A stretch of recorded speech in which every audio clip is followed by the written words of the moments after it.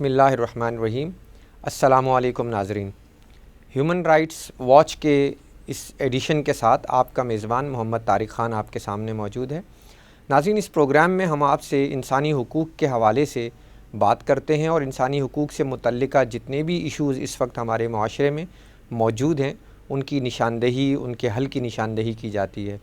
ناظرین، انسانی حقوق کا یہ جدید تصور ایک ارتقائی عمل کے ذریعے سے آج اس صورت میں ہم تک پہنچا ہے کہ جس کی معراج خطبہ حجۃ الوداع میں نبی کریم صلی اللہ علیہ وسلم کے آخری خطبے کی صورت میں ہم تک پہنچی ہے۔ اور اس ارتقائی عمل میں جو اسلامی تصور ہے انسانی حقوق کا، وہ بنیاد کا کردار ادا کرتا ہے جس کے اوپر آج کے جدید عالمی انسانی حقوق کے تصور کی عمارت کھڑی ہے۔ ایک ایسی ملت جس نے انسانی حقوق کے تصور کو بنیاد فراہم کی ہو، جس کے فلسفے کی بنیاد ہی صلہ رحمی، حسنی سلوک اور عالمگیر انسانیت کے اوپر ہو۔ ہم عملی طور پر اگر جائزہ لیں عالمی اسلام کا اور بالخصوص اپنے ملک پاکستان کا، تو ہمیں یہاں صورتحال بہت ابتر نظر آتی ہے۔ یہ تضاد کیوں ہے؟ اس تضاد کی وجوہات کیا ہیں؟ اس کا بیک گراؤنڈ کیا ہے؟ اس پہ بات کرنے کے لیے آج ہم نے اپنے اسٹوڈیو میں دعوت دی ہے ایک ایسی شخصیت کو جو خود بھی ایک ایڈوکیٹ ہیں۔ آپ انسانی حقوق کے حوالے سے بہت خدمات آپ کی ہیں اور آپ کالم لکھتے ہیں کئی اخبارات میں، آپ کے کالم شائع ہوتے ہیں انسانی حقوق کے حوالے سے۔ محترم ابراہیم اعظمی صاحب آج ہمارے ساتھ موجود ہیں۔ ابراہیم اعظمی صاحب، ذرا سا تاریخی طور پہ ہمیں اس کے بارے میں بتائیے گا کہ یہ جو عالمی اسلام بالخصوص پاکستان کی اگر ہم بات کریں تو انسانی حقوق کی جو صورتحال ہے وہ ظاہر ہے کہ ہمارے مذہب کا جو تصور ہے انسانی حقوق کا، وہ جس قدر اونچا اور بلند اور جس قدر پاک ہے، ہمارے یہاں عملی صورتحال اتنی ہی ابتر اور خراب ہے۔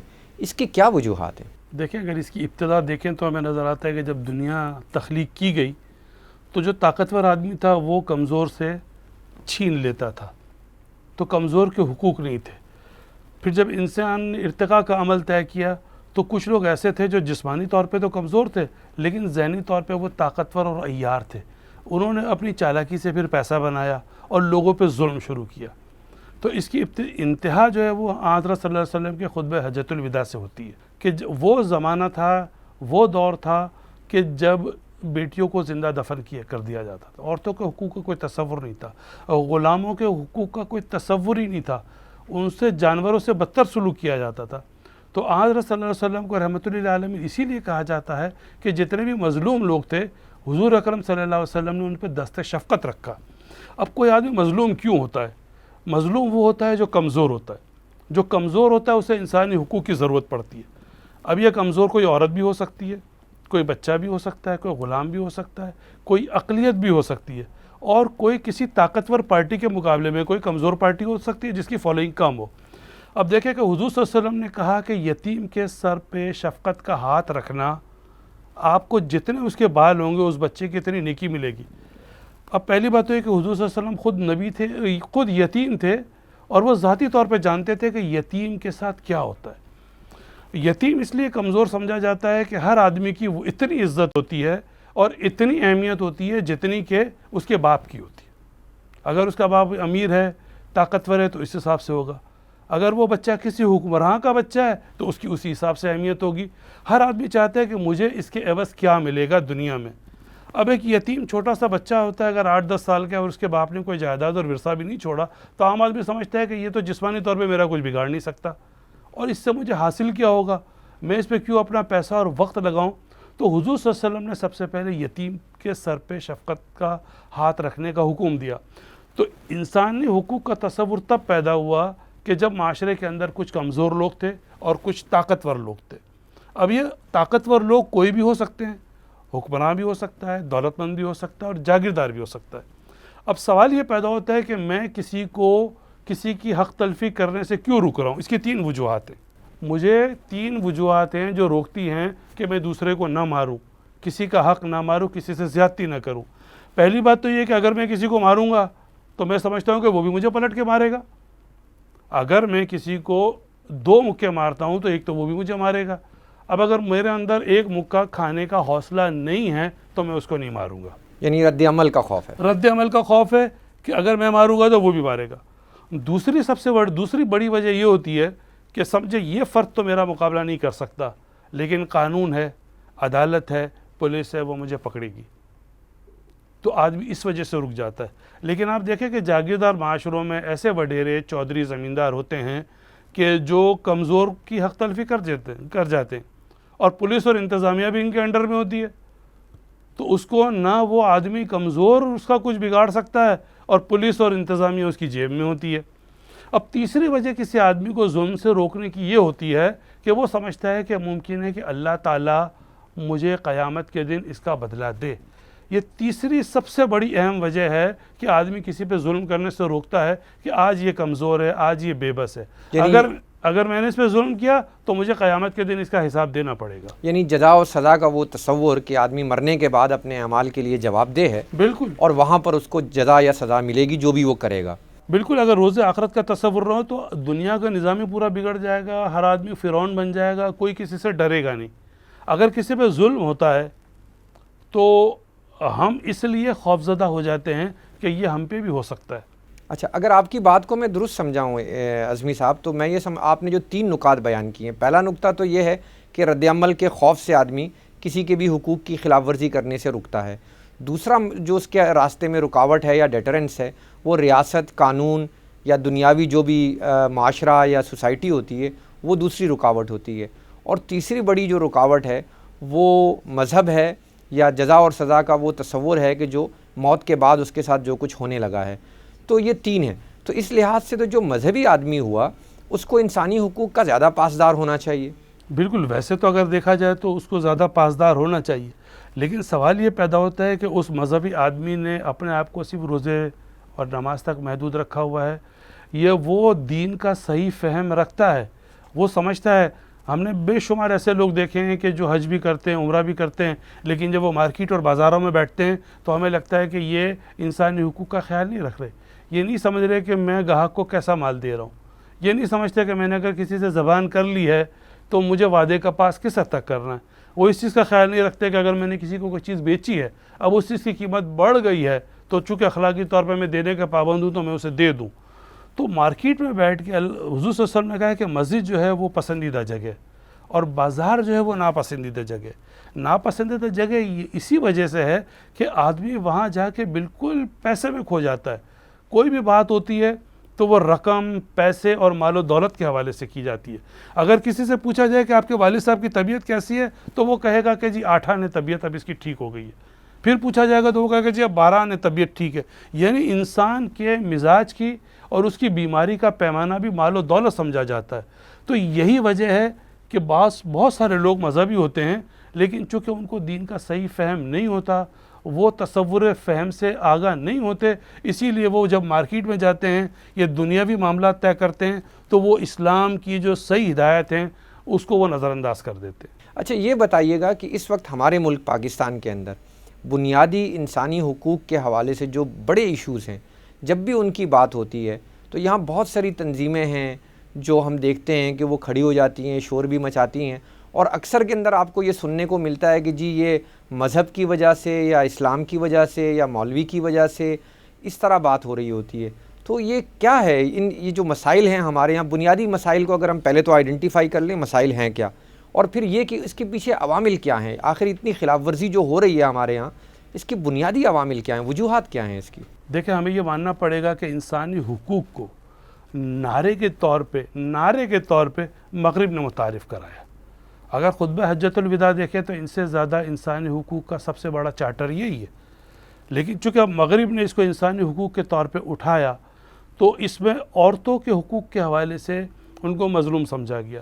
مغرب نے بھی اب 50 60 70 سال پہلے عورتوں کو ووٹ کا حق دیا ہے، تو چونکہ وہ ہم سے دنیاوی ترقی کے لحاظ سے 100 150 200 سال آگے ہیں، لہٰذا وہ سمجھتے ہیں کہ جی ہمارے یہاں کی جو عورت ہے اس پہ ظلم اور زیادتی ہو رہی ہے، اور ہماری عورت کو گھر سے باہر نکالنے کے لیے انہوں نے کچھ جعلی تنظیمیں کھڑی کی ہیں جو فارن فنڈڈ ہوتی ہیں۔ ان کو یورپ سے، امریکہ سے ڈالر اور پاؤنڈز ملتے ہیں، اور وہ انہی ایشوز کو اٹھاتی ہیں کہ جو مغرب کی حمایت کر رہی ہیں۔ اگر آپ دیکھیں کہ ایک کیس تھا عافیہ صدیقی کا اور ایک کیس تھا مختارہ مائی کا۔ مختارہ مائی کے حوالے سے پاکستان کو بدنام کرنے کے لیے ان کے ہاتھ میں اچھا ایشو آ گیا تو لہٰذا انہوں نے اس کو اٹھا لیا، لیکن جب دیکھا کہ عافیہ صدیقی امریکہ کی قید میں ہے تو اس ایشو پہ انسانی حقوق کی تنظیمیں جو ہیں بالکل خاموش ہیں۔ لہٰذا یہ ان کا ڈبل اسٹینڈرڈ ہے کہ جہاں عورت کے حق کی بات ہے تو ہر عورت جو ہے وہ مظلوم ہونی چاہیے، لیکن وہ انہی معاملات کو اٹھاتے ہیں، انہی ایشوز کو اٹھاتے ہیں جو مغرب کو فیور کر رہے ہوں۔ اچھا، تو اب یہ بتائیں، یہ تنظیموں کے حوالے سے آپ نے یہ بتایا کہ جو غیر ملکی امداد سے چلنے والی بہت ساری یہاں پر تنظیمیں ہیں، ان کا دوہرا معیار ہے۔ یہ بتائیے گا کہ اس وقت بنیادی طور پہ ہمارے معاشرے میں کیا ایشوز ہیں جن کے اوپر آپ سمجھتے ہیں کہ ہمیں کام کرنے کی ضرورت ہے؟ دیکھیں، جو بھی مظلوم ہے، جو بھی کمزور ہے، اسلام اس کو اٹھانے کے لیے آیا تھا۔ اب بچوں پہ بھی ظلم ہوتے ہیں، عورتوں پہ بھی ظلم ہوتے ہیں، اور ظلم مردوں پہ بھی ہوتے ہیں۔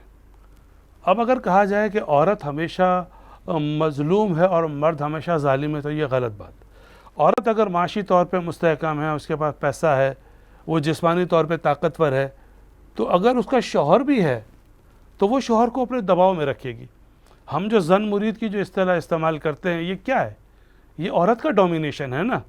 اس میں آپ کو ایک لطیفہ یہ واقعہ ہے کہ کہا گیا کہ وہ کون سے شوہر ہیں جو اپنی بیویوں سے ڈرتے ہیں، وہ اس لائن میں کھڑے ہو جائیں، اور وہ کون سے شوہر ہیں جو اپنی بیوی سے نہیں ڈرتے، وہ ایک لائن میں کھڑے ہو جائیں۔ تو پتہ چلا کہ جو بیوی سے ڈرنے والے شوہر تھے ان کی بہت طویل قطار لگی ہوئی تھی، اور بیوی سے نہ ڈرنے والے قطار میں صرف ایک بندہ کھڑا ہوا تھا، نوجوان۔ تو میڈیا کے لوگ کیمرہ اور مائک لے کے اس کے پاس پہنچے کہ بھئی آپ اکیلے یہاں کھڑے ہوئے ہو، باقی سب تو بیویوں سے ڈرنے والے ہیں، آپ یہاں کیوں کھڑے ہوئے ہو؟ اس سے کہا جی مجھے تو نہیں پتا، میری بیوی نے مجھ سے کہا یہاں کھڑے ہو جاؤ تو میں یہاں کھڑا ہوں۔ تو یہ عورتوں کے ڈومینیشن کے بے شمار لطیفے ہیں جو یہ ظاہر کرتے ہیں کہ عورت اس قدر مظلوم نہیں ہے جس قدر اس کو پیش کیا جاتا ہے آرٹیفیشل طریقے سے۔ عورت ہماری ماں ہے، عورت ہماری بہن ہے، بیوی ہے، بیٹی ہے۔ انسان نے ماں کے قدموں کے نیچے جنت رکھ کے عورت کو مقام دیا ہے، تقدس کا، احترام کا۔ اس کو بیٹی کے ذریعے یہ دیا ہے کہ اگر کوئی آدمی اپنی 2-3 بیٹیوں کی شادی کرے تو حضور صلی اللہ علیہ وسلم نے فرمایا کہ وہ میرے ساتھ جنت میں اس طرح ہوگا۔ ایک صحابی نے پوچھا کہ حضور صلی اللہ علیہ وسلم اگر 2 بیٹیوں کی شادی کرے تو حضرت صلی اللہ علیہ وسلم نے فرمایا کہ وہ بھی میرے ساتھ جنت میں اس طرح ہوگا۔ کیوں؟ اس زمانے میں لڑکیوں کو زندہ پال لینا، ان کو دفن ہونے سے روکنا، معاشرے کے طعنے سہنا، ان کی حفاظت کرنا، ان کو براٹ اپ کرنا، اور اینڈ میں جا کے ان کی اچھی جگہ پہ شادی کرنا ایک بہت طویل ایک مرحلہ ہوتا ہے، آج کے دور میں بھی، اس دور میں بھی۔ تو حضور صلی اللہ علیہ وسلم نے چونکہ وہ طبقہ مظلوم تھا، اس کے لیے کہا کہ آپ اس کے لیے یہ کریں۔ بہت شکریہ اعظمی صاحب۔ یہ ہم نے بات کی ہے جو اب تک وہ بنیادی طور پہ میں کہہ سکتا ہوں اسے کہ یہ ایک فکری، نظریاتی یا کتابی قسم کی گفتگو ہے۔ مجھے یہ بتائیے گا کہ اس وقت جو ہمارے یہاں عملی صورتحال ہے، معاشرے میں جو بڑھتا ہوا تشدد کا رجحان ہے، لوگ بھیڑ جاتے ہیں، لڑ جاتے ہیں، کوئی لوگوں کو رستہ نہیں دے رہا ہے، کوئی کسی کو، پھر خواتین اور بچوں کے آپ نے ذکر کیا، بالخصوص میں یہاں مینشن کرنا چاہوں گا، جیسے یہ تیزاب پھینکنے کے واقعات ہیں، زیادتی کے واقعات ہیں، بچوں کے ساتھ زیادتی کے واقعات ہیں، گھریلو ملازمین ہیں، قتل ہو جاتے ہیں، گھروں میں زیادتیاں ہو جاتی ہیں، پھر دبا دیا جاتا ہے معاملے کو۔ بنیادی طور پہ آپ کیا سمجھتے ہیں کہ اس کے محرکات کیا ہیں؟ یہ کیوں اس قدر تیزی آ گئی ہے ان چیزوں میں؟ اس میں اس کی سب سے بڑی وجہ ہے کہ معاشرے کے اندر عدم برداشت، لوگوں کے اندر یہ جو پہلے ایک پرسکون معاشرہ ہوتا تھا، دیہات ہوتے تھے، یہ چھوٹے شہر ہوتے تھے، اس میں سارے لوگ ایک دوسرے کو جانتے تھے۔ اب بڑے بڑے میٹروپولیٹن سٹیز ہیں جس میں پڑوسی کو نہیں جانتا، دولت کمانے کی ایک دوڑ لگی ہوئی ہے، اس میں کوئی آگے نکل جاتا ہے ناجائز ذرائع سے کما کے، کوئی پیچھے رہ جاتا ہے۔ اب اس کے بیوی بچے ہوتے ہیں، وہاں سے فرسٹریشن پیدا ہوتی ہے، تو اس سے معاشرے کے عدم برداشت ہے۔ دوسرا بڑھتی ہوئی مہنگائی ہے، لوڈ شیڈنگ ہے، لوگ چڑچڑے ہو گئے ہیں۔ آپ عام طور پہ اگر پروگرام دیکھیں کہ اگر کوئی پروگرام ویسٹ میں دکھایا جاتا ہے چھپ چھپا کے انداز میں، یا کسی سے کوئی مذاق کیا جاتا ہے تو وہ اس کو انجوائے کرتے ہیں۔ ہمارے معاشرے میں وہ لڑنے پہ آ جاتے ہیں کہ بھئی ہمارے ساتھ کیوں مذاق کیا، جب تک ان کو بتایا نہ جائے کہ جی کیمرہ چھپا ہوا ہے، ہم آپ سے مذاق کر رہے ہیں، پھر تو وہ شرمندہ ہوتے ہیں۔ لیکن اس سے پہلے وہ ان کے اندر برداشت نہیں ہے، عدم برداشت ہے۔ اور دوسرا یہ کہ معاشرے کے اندر انصاف نہیں ہے۔ ایک معاشرے کے اندر ایک آدمی کے اندر صلاحیت ہے، وہ سمجھتا ہے کہ میں قابل ہوں، صلاحیت ہوں، مجھے اس مقام پہ جانا چاہیے، میں نے پڑھائی میں اتنی محنت کی ہے، میری فرسٹ ڈویژن تھی، A گریڈ میں لاتا تھا۔ وہ دیکھتا ہے کہ اس سے کم ذہین، کم اہل آدمی جو ہے وہ کسی خوشامد سے، کسی اور ذریعے سے 2 نمبر کے کام کر کے ایک اچھے عہدے پہ پہنچ گیا ہے اور زیادہ بہتر زندگی گزار رہا ہے۔ اس سے معاشرے کے اندر فرسٹریشن پیدا کی ہے۔ پھر ایک میڈیا کی ایک بڑی وجہ یہ بھی ہے کہ میڈیا بڑے بڑے چمکدار، بڑے بڑے گھر، بڑے بڑے بنگلے، شاندار گاڑیاں فارن ٹریپس، یہ سب دکھاتا ہے. اب جب یہ دکھاتا ہے تو وہ سب کو تو حاصل نہیں ہوتا. دوسری ایک بڑی وجہ یہ کہ پہلے کے معاشرے کے اندر جو خوشحال لوگ تھے ان کا کھانا پینا رہنا بالکل ایک ہی قسم کا ہوتا تھا، غریب اور امیر میں زیادہ فرق محسوس نہیں ہوتا تھا. آج آپ دیکھیں تو آپ کو گاڑی کے ذریعے پتہ چلے گا، گھر کے ذریعے پتہ چلے گا، اس کے موبائل کی قیمت کیا ہے اس کے ذریعے پتہ چلے گا.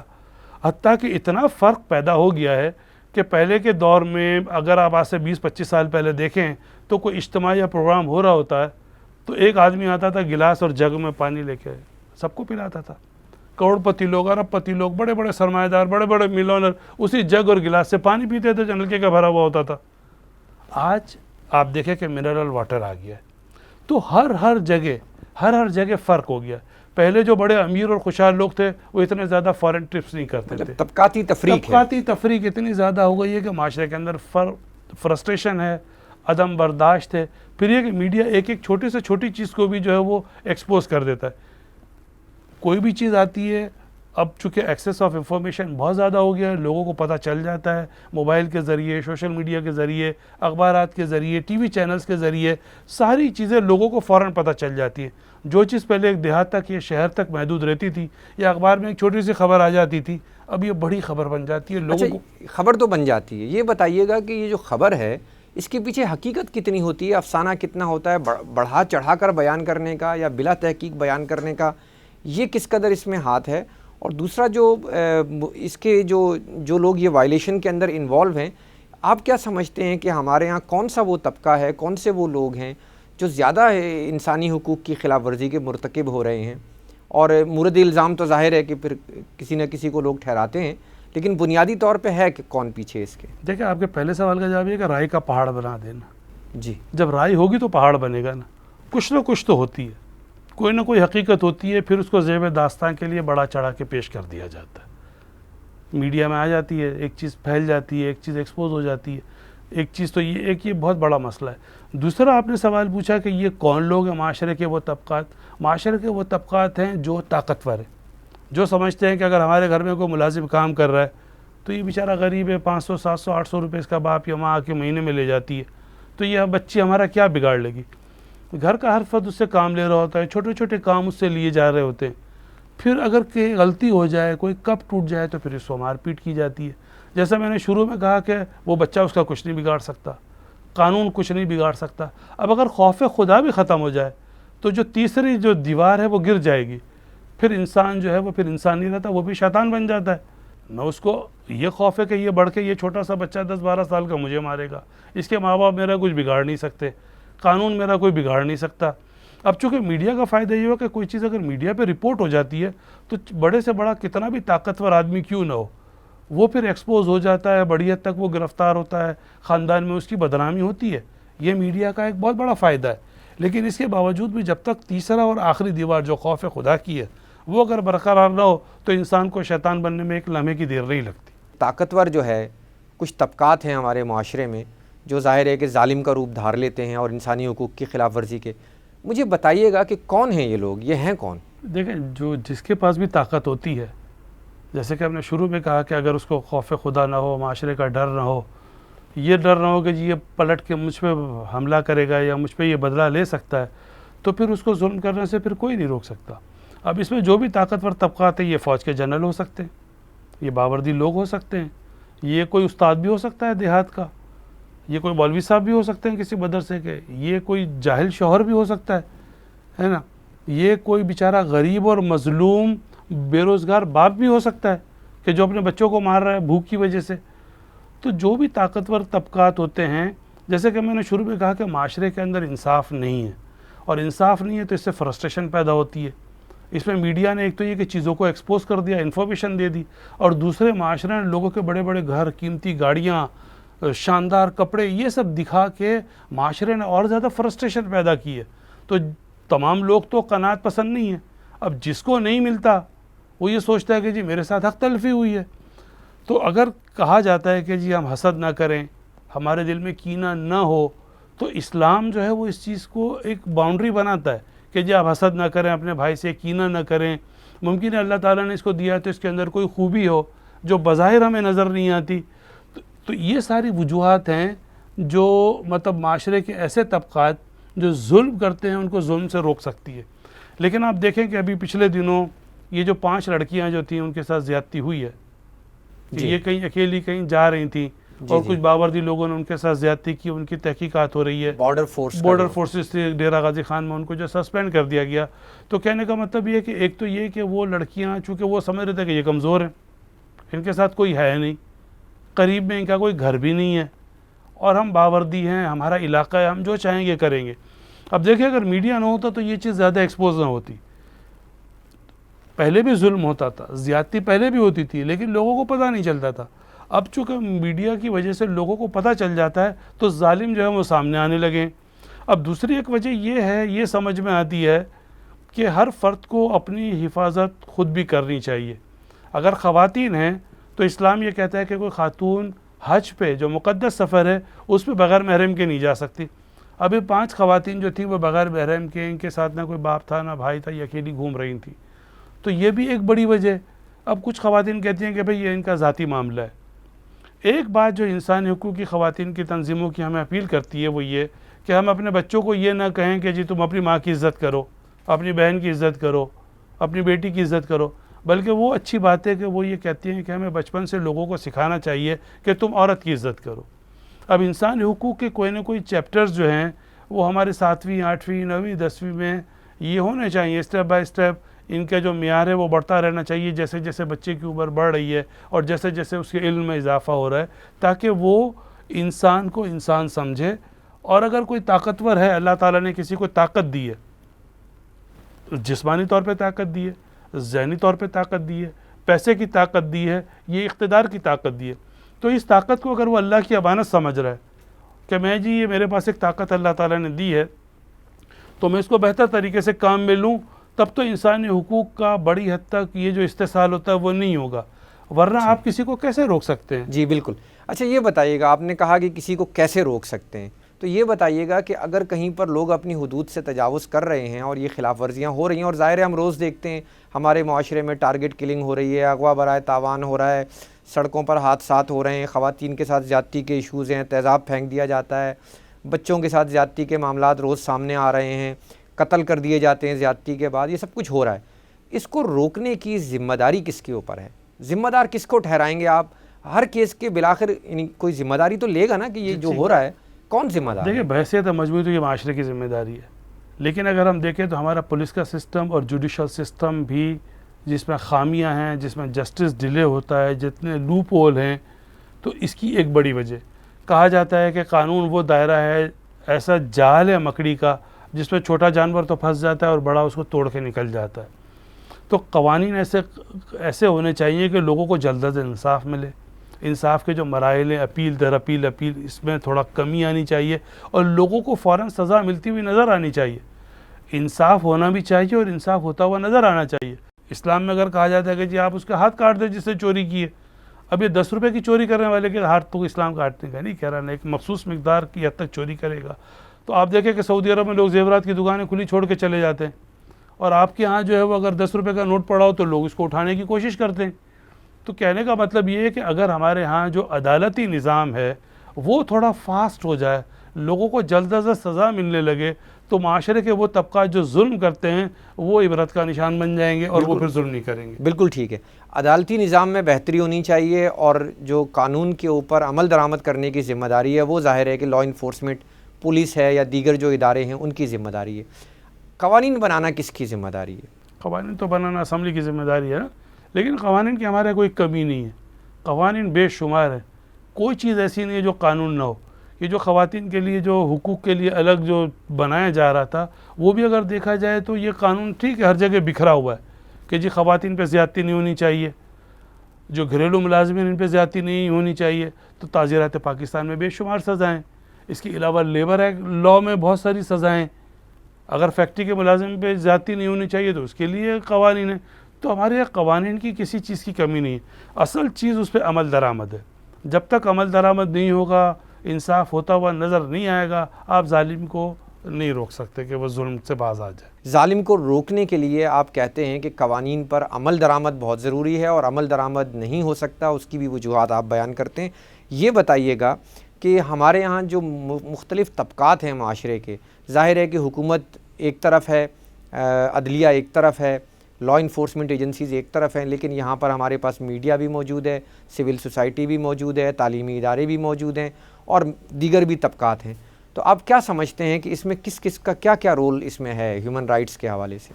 اس میں ہمارا معاشرہ، اگر پاکستان کے معاشرے کو دیکھا جائے نا، تو ہمارا معاشرہ مکمل طور پہ ایک معاشرہ نہیں ہے. ہم پہ 150 سال تک انگریزوں نے حکومت کی تو انگریزوں کے قوانین ہیں. ہم 1000 سال تک ہندوؤں کے ساتھ رہے تو ہمیں ان کے رسم و رواج ان کے ہم نے اپنا لیے.